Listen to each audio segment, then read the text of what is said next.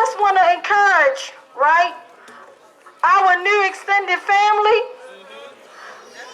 don't ever stop fighting, right? So when these candles burn out, and when these people walk away, y'all hold her name up by all means necessary.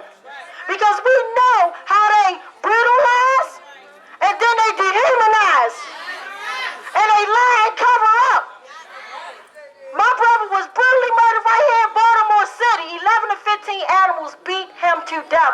Pepper sprayed him, tased him, hit his body 5 days. I had to feel the pain in my body at 7 o'clock while they was hiding him. And then it came reality on the 10 o'clock news. And through then, they still wouldn't let my family see him. We couldn't even get him from the funeral home. So don't even believe what the medical examiners here say. Check